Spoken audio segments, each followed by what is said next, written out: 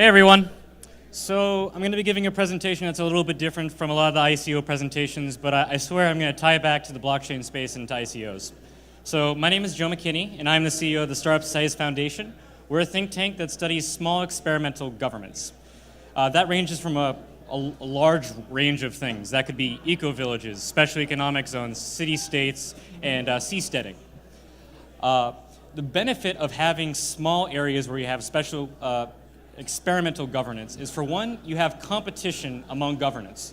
Currently with nation states, you have a monopoly of governance, and because of that, by default, you're stuck with them. As a consequence, they don't really have an incentive to provide you a better service. Also, they tend to be more localized, and because of that, they have better knowledge about what is particularly good for one form of polity.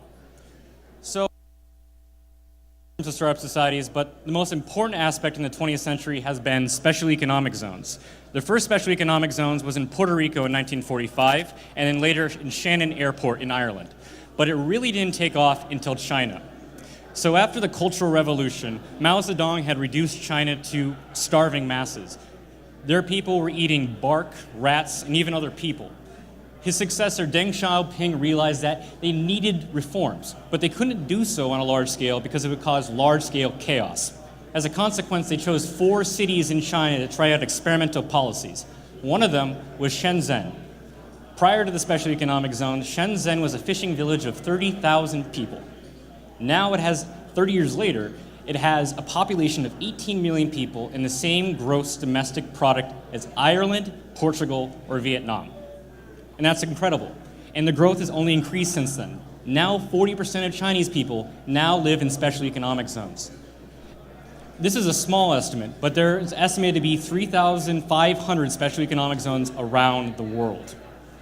And people are starting to pick up on this idea. And it's starting to transform how people are interacting. And in fact, they're becoming private special economic zones. The 2008 World FIAS report stated that special economic zones, if done privately, are better than public special economic zones. And there's a couple reasons for that. For one, because if they take the cost of operating a special economic zone, they have an incentive to deal with higher-end businesses. And because of that, have an incentive to add higher-end infrastructure. Now, in the developing world, 62% of special economic zones are private. The biggest business model for special economic zones right now is a land lease model. Essentially, special economic zones like Shenzhen or places like Hong Kong, they hold all the property as themselves and they lease it out. So that's where they get the majority of their revenue. And this provides a great opportunity for investors around the world. But how does this tie into blockchain? Well, for one, there's a lot of similarities between startup societies and the blockchain world. For one, it's fairly apparent that they're more decentralized. They allow for multiple forms of government to operate without any central authority. 2, like Bitcoin, they're anti-fragile. There's not any single point of failure. Versus large nation states or fiat currencies, if they fail, there's a systemic failure that destroys the whole area. And an example would be Venezuela right now. And importantly, they're focused on governance. And you can see this with the Ethereum and the Ethereum Classic split. And for those of you who don't know about that story, it happened when Slockit created the first decentralized autonomous organization. There was a huge hack and led to a $30 million stolen from the DAO. And as a consequence, people in the Ethereum Foundation decided to roll the blockchain back to before the theft. And as a consequence, they returned all the funds. However, as you know, people in the blockchain community are very stringent supporters of an immutable blockchain.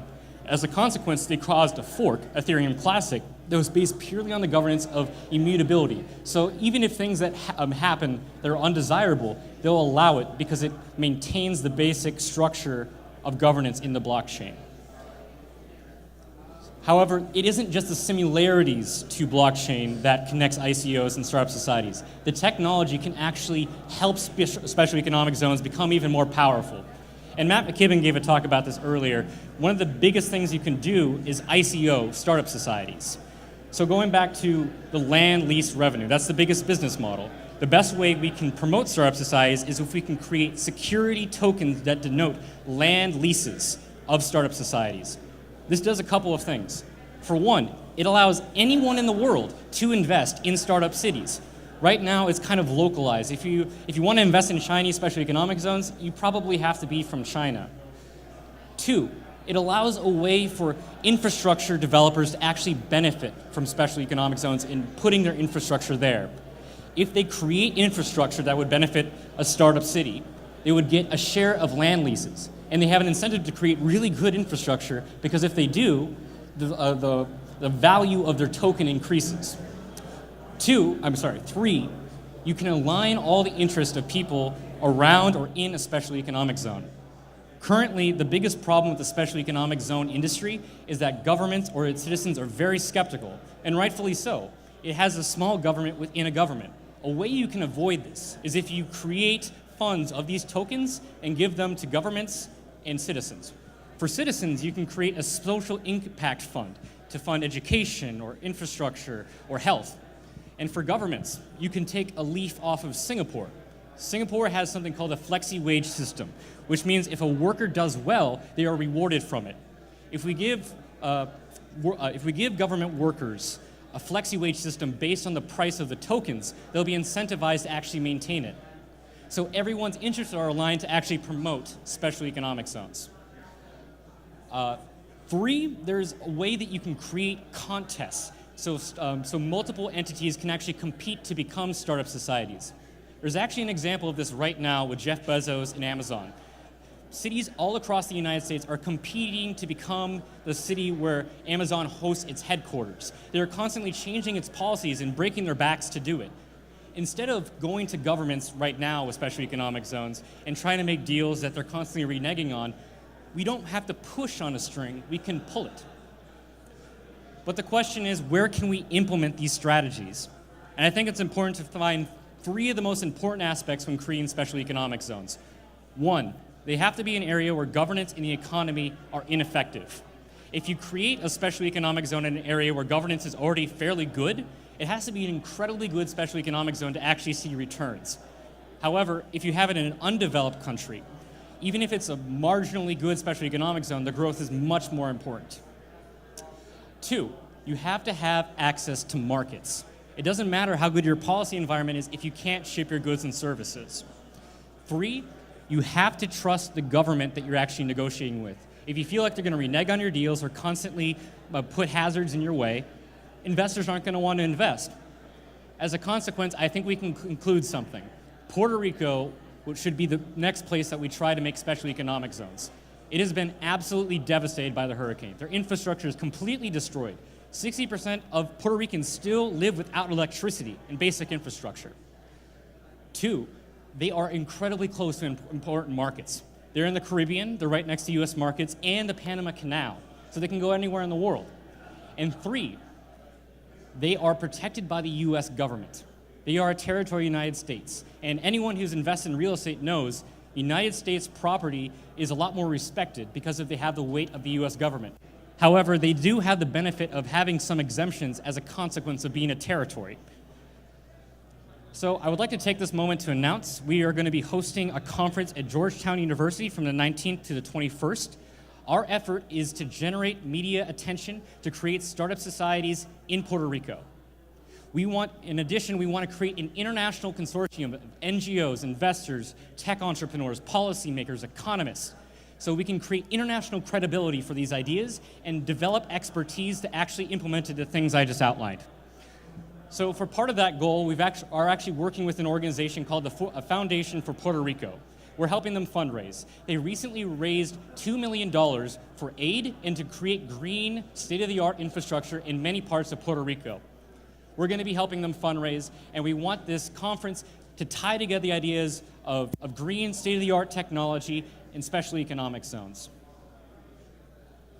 This space has experienced growth we didn't think imaginable. Most people who initially got into this idea were purely for the ideas. But over the last 2 years, we have grown in immense power, and we can have so much impact. It's because we do not argue about what the world should be.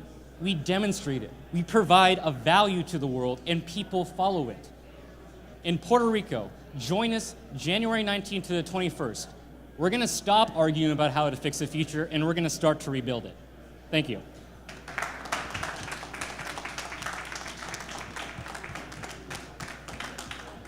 You got questions? How does it work? What part? The whole thing, okay. Well, we've actually developed a white paper for this, and I've actually outlined a couple of things that we need to do. Right now, a lot of people are skeptical about this. They see the intentions of a lot of people involved is parasitic. So that's the important thing about the international consortium. If you have a lot of partners that are well respected in the international community, people that are involved with legacy finance and legacy government, they'll be a lot more trustworthy. And like I said, they'll be able to be experts. They're able to advise in many of the things we're outlining. Another thing we need to do is to lead with a gift. It's another way to generate trust. If we just go there and negotiate for terms, they're not going to trust us. However, if you have development interventions like providing infrastructure or health services, they're going to be more willing to participate in it. And moreover, it creates the requisite level of development necessary to actually create a thriving economy. The next step is the contest that I mentioned. But the important thing, and that we also outline in this paper, it has to happen in phases. It's really hard to start from, like have a $500 billion investment. It's better to start small. This is actually a strange thing, but most people don't know this. Most special economic zones are single building or factory special economic zones. And usually they're pretty bad. However, if you create an agreement that those special economic zones can scale, once they actually demonstrate that they can actually improve, it's a way for people to actually start special economic zones without dumping in as many resources as possible from the get-go. Yeah. Anyone else? We're done? Yeah, can you explain better on how you're going to generate funds for this project? Exactly. So the Startup Society's contest, I probably should have mentioned this, in a reward for ICOing this, the people who would be ICOing the contest would actually get land lease shares. We don't expect people to make startup cities out of the kindness of their heart. Well, of course, it has absolute strong human impact. This is a way to incentivize businesses to actually try out their technologies and infrastructure and benefit from it.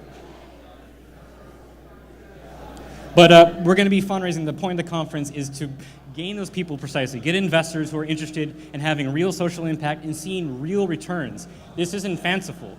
I think I was going to mention this. There's been a lot of strings of really cool developments. One of them is the New Silk Road project. It's basically a line of special economic zones, trains, and oil pipelines from Beijing to Berlin. They have special economic zones all over there. It's a $1 trillion investment, the biggest infrastructure investment in the world, bigger than the Marshall Plan. And Matt McKinney mentioned this, the NEOM Super City. It's a $500 billion project for smart cities. It has a completely different governance structure. It still doesn't have autonomy, but people are really getting attracted to these ideas. And institutions that are pretty credible, such as Google, Y Combinator, and Facebook, all have institutions that are interested in making cities. Do you have any other NGOs that you're affiliated with that are supporting you? So we haven't gone into the NGO space. I think the Foundation for Puerto Rico is a good step in that direction. We're going to try to make alliances with a lot of the NGOs that are currently there, and that's kind of the benefit of being in Washington, D.C., because that's where a lot of them are located.